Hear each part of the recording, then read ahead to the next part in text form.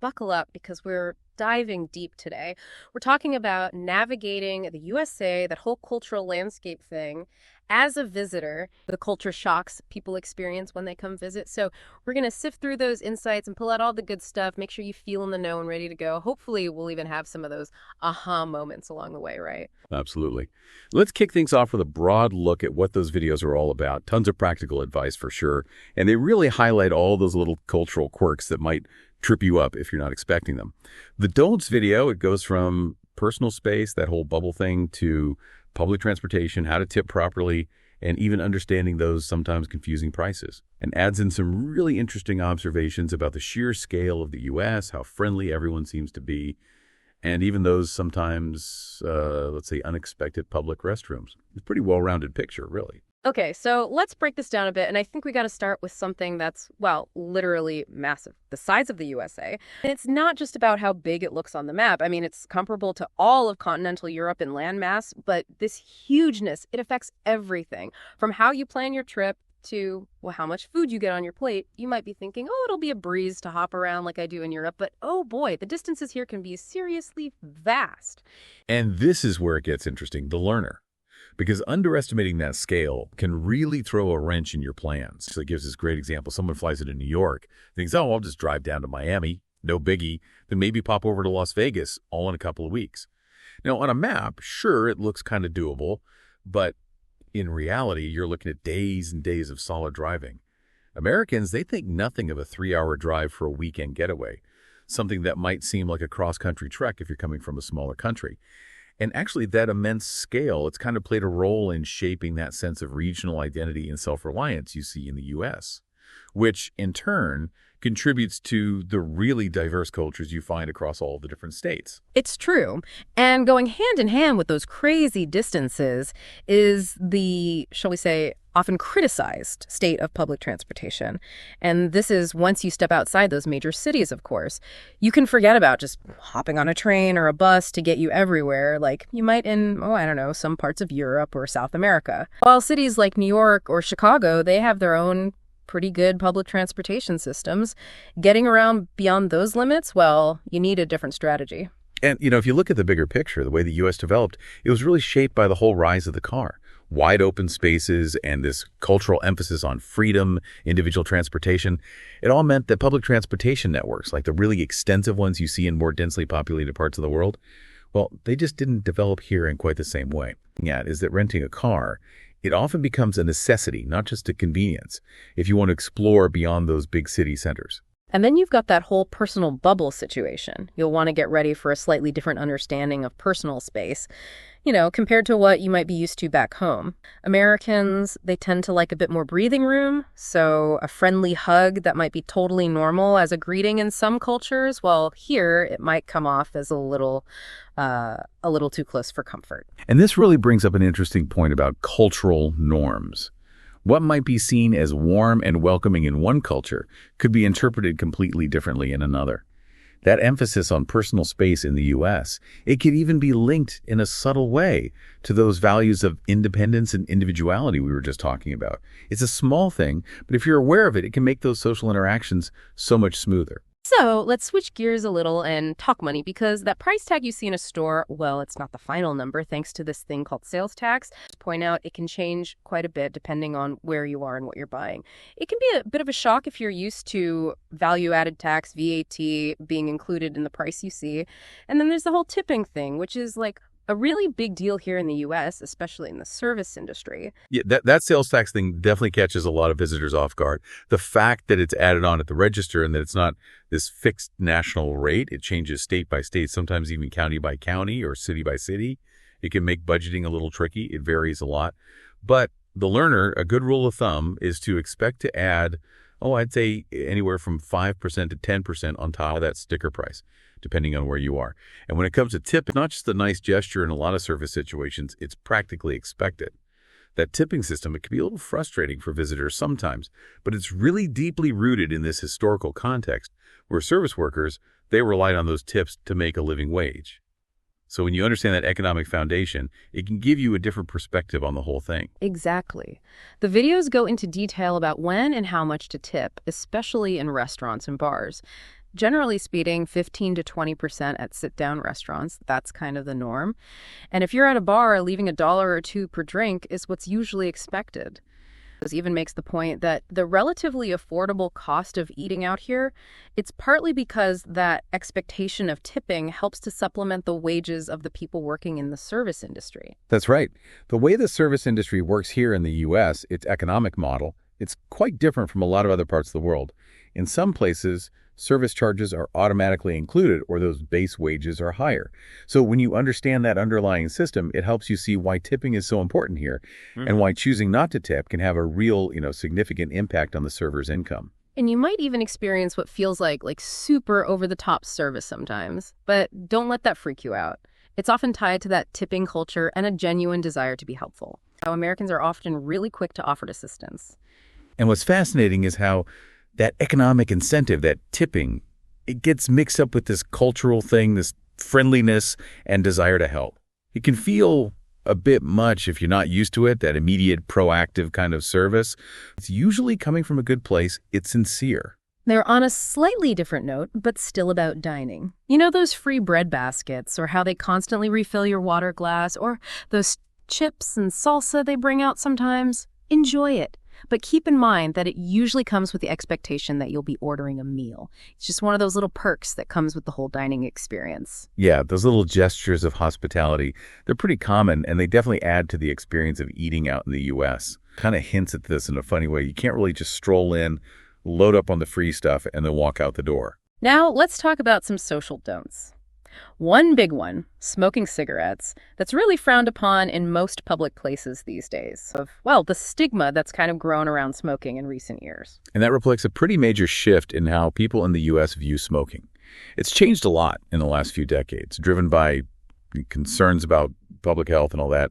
There are restrictions everywhere. And like the videos suggest, if you light up in a place where you're not supposed to, well, you might get some pretty strong reactions in a lot of places. Another thing to be ready for is showing your ID, for any alcohol or tobacco purchases. Even if you look like you're way older than the legal age, which, by the way, is 21 for alcohol and 18 for tobacco. And make sure everyone in your group has theirs ready.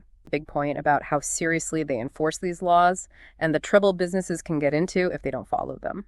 It's crucial to understand that they don't mess around with these age restrictions. Businesses can face some hefty fines and other penalties too if they sell to someone underage. So don't take it personally if they ask for your ID, even if you think it's obvious you're old enough. It's just part of the legal landscape here, how things work. And a quick heads up about measurements, because the U.S. uses the imperial system. That's inches, feet, miles, gallons, the whole shebang. So you might need to do some mental gymnastics to convert things to metric and make sense of it all. And yeah, that can be a real challenge for visitors, this whole imperial system thing. While some younger Americans might be familiar with the metric system from school, it's definitely not what people use in everyday life. Having a conversion tool or app on your phone, that could be a lifesaver, literally for things like understanding distances on road signs or even figuring out cooking measurements if you're, making your own meals. All right, let's talk about those smooth social interactions. It's probably a good idea to steer clear of certain topics, like those really hot button issues like gun control and politics. People on both sides of those issues, they have some pretty strong opinions. Specifically suggest avoiding these topics to help you, avoid those potentially awkward or heated conversations. It makes sense, right? In a society with so many different viewpoints, such strongly held beliefs on these kinds of issues, it's generally a good strategy as a visitor to kind of stay out of those discussions. It lets you focus on shared experiences and, more neutral topics. It keeps things light. Another super important point that was bring up, don't go around assuming that all Americans or all parts of the U.S. are the same. Those regional differences in the culture, the food, even just how people interact, they can be really significant and worth exploring in their own right. Really stress how much diversity you'll find across the country. Absolutely. That sheer size we talked about earlier, it naturally leads to these big regional variations. I mean, think about the differences you might find between, say, the Northeast, all bustling and busy, the South, a little more laid back, the Midwest, known for its friendliness, and the West Coast, all sunny and, California vibes. Each region has its own character, its own history, its own way of doing things. It's almost like visiting several different countries within one, And whatever you do, don't fall into that trap of thinking that the U.S. somehow lacks culture. It really pushes back against that idea. It points out that there are tons of cultural centers with incredibly rich histories, places like New Orleans, New York City, Boston, the list goes on. It's true that the U.S. doesn't have that same kind of centuries-long continuous history that some older nations have, but it's got this incredibly rich tapestry, woven from diverse indigenous cultures, all those waves of immigration, and the development of uniquely American art forms, music, traditions. To say it lacks culture is to really miss out on this vibrant, ever-evolving landscape. Now, a quick note about greetings. When someone asks, "How are you?" or "How's it going?" it's often more of a pleasantry than a genuine inquiry about your well-being. It's almost like just saying hi. It makes this point pretty clear. Yeah, it's like a standard social script here in the U.S. Yeah. A short, polite response like, "Good, how are you?" is usually all you need. It's generally not an invitation to launch into a detailed account of your day or any personal struggles you might be facing. Now, let's talk hotels, because your expectations might need a little adjusting. It might surprise you, but as the Culture Shocks video points out, sometimes those fancy, more upscale hotels, they actually charge extra for things like Wi-Fi in your room and even breakfast, things that are often free at those more budget-friendly chain hotels. It seems a little backwards, right? Well, the hotel industry here, it caters to a really wide range of travelers. Those budget-friendly chains, they often compete by offering those free amenities to attract guests. While those higher-end hotels, they might focus more on things like prime locations, luxurious accommodations, and specific services, and those extras, while they often come with an additional cost. It's worth doing a little research when you're booking, seeing what's included and what's not. And when you are choosing a hotel room, it's good to know, in the culture shock, that a double room typically means a room with 2 large beds, often queen-sized, which can be a lot more space than you might be used to in other parts of the world. It's a good little tip to remember. Yeah, those standard room configurations, they can definitely vary from country to country. So it's good to keep in mind that a double room in the U.S.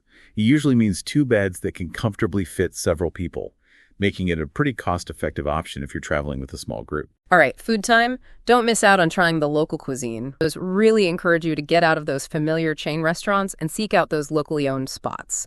That's where you'll really experience the diverse flavors that the U.S. has to offer. Absolutely. I mean, you've got everything from the rich flavors of New England clam chowder to authentic Southern barbecue to that amazing fusion cuisine you find on the West Coast. The U.S. has a surprisingly diverse and exciting culinary scene. Go beyond those ubiquitous fast food chains, explore those regional specialties, you won't regret it. Okay, serious note here. Healthcare. As Lily emphasizes, it's incredibly expensive in the U.S. So getting good travel insurance is essential, just in case you get sick or injured. Yeah, the cost of healthcare in the U.S., it's a lot higher than in many other developed countries. Yeah. Without good insurance, even minor medical emergencies can lead to some serious financial burdens, unfortunately. So that travel insurance, it's not just a good idea, it's a must-have for any visitor. And a small but important fact. The U.S. has 50 states, not 52. There are 48 contiguous states, plus Alaska and Hawaii, which aren't connected to the mainland, bringing the total to 50 United States. All right, moving beyond the don'ts, probably notice a lot of American flags flying around and the, shall we say, ubiquitous presence of those chain restaurants like Starbucks and McDonald's. It's definitely part of the visual landscape here. That visible presence of national symbols, like the American flag, it reflects a strong sense of patriotism, something you see a lot of in the U.S. And those chain stores, they're everywhere. It really speaks to the commercial side of things and how easy it is to find familiar brands no matter where you go. And that whole size thing pops up again with food portions. They're often super generous, sometimes enough for 2 people. And then there's the free soda refills in a lot of restaurants, although sadly that doesn't usually apply to alcoholic drinks. This kind of, humorous aspect of dining in the U.S. Those portions can definitely be a surprise for visitors. And yeah, that whole unlimited refills thing for non-alcoholic drinks, it's a pretty distinctive feature of a lot of American eateries. It definitely contributes to that feeling of getting your money's worth. Complex thing, really. It reflects things like dietary habits, lifestyle choices, and even cultural norms around body image. It's just a demographic reality that visitors might pick up on. Another thing that might surprise you is how genuinely friendly Americans tend to be. People are often quick to offer help, which can feel a bit unusual if you're not used to it. But remember, as the emphasizes, it's usually sincere. Like we mentioned before, that proactive friendliness, it's a real characteristic of American culture.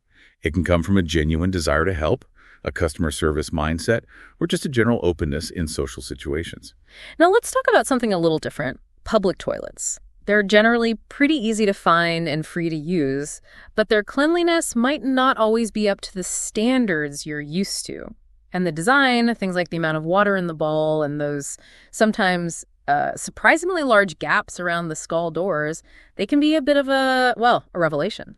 It's true. The way public restrooms are designed and function, it can vary a lot between cultures. Those specific things the video mentions, the water levels and the gaps around the doors, those are common observations that visitors make, and they can be kind of funny or even a little uncomfortable. It's just one of those little cultural quirks. And then there are those quintessential Americanisms, those uniquely American traits you'll likely encounter. That strong sense of patriotism, the love of anything free, like those water fountains everywhere, and that almost exclusive use of the imperial system. As fun exploring some of these cultural quirks. Those Americanisms really reflect some deeply ingrained cultural values and, how the country developed historically. That pride in the nation, the appreciation for free stuff, the continued use of the imperial system, it's all part of what makes up American identity. We can't forget about the car culture. It's huge here. Wide roads, most cars have automatic transmissions, and that unique rule about turning right on a red light after you check for traffic. The dominance of the car, it's shaped so much of the infrastructure here, so many aspects of everyday life. Those automatic transmissions and those specific traffic laws, like being able to turn right on red, they're definitely things that stand out to visitors. And finally, while you'll definitely see a lot of the same chain stores and restaurants across the country, it's super important to remember that those distinct regional cultures and that rich history, they're still there. It's a mix of the familiar and the surprisingly different as you explore. Exactly. That apparent uniformity of some things, like those chain stores everywhere, it's in contrast to the really deep and fascinating regional variations in culture, history, and the people you'll meet. It's that mix of the familiar and the unique that makes exploring the U.S. such a cool and rewarding experience. So the learner, as you can see, visiting the U.S. is a multifaceted experience. It comes with its own set of expectations and hopefully some pleasant surprises along the way. From wrapping your head around those vast distances and figuring out the tipping etiquette to understanding the lingo and embracing the American spirit. What's really interesting is how those seemingly small cultural differences can have such a big impact on a visitor's experience. Understanding the why behind those customs, like how tipping is connected to service industry wages, or why the U.S. is so big and how that shaped its development, it can give you a much deeper appreciation for the culture. And this brings up a really important question for you to think about. How do these insights, these stories from other people's experiences, change your own view of what it means to travel to a new country?